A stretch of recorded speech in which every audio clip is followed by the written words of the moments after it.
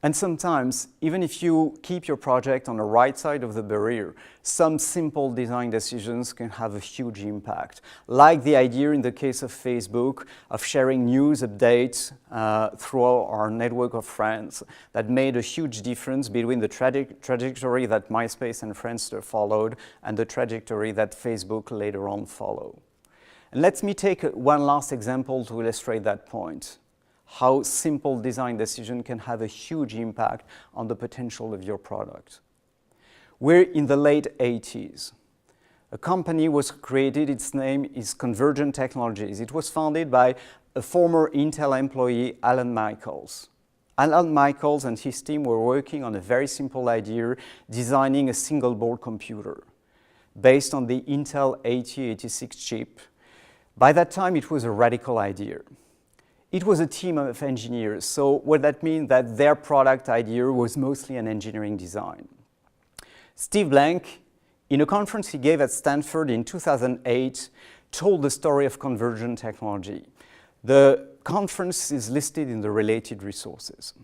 What Steve Blank explains us that the first time Alan Michael went out to visit the first customer, a computer manufacturer, he gave them the pitch of the technical design of his single board computer. And that customer politely, because they knew Alan Michael from his work at Intel, agreed to order a few boards.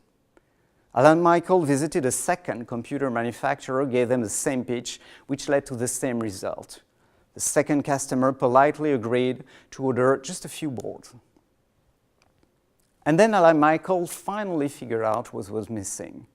What was missing was very simple. It's what it takes to turn a technical engineering design into a fully packaged product.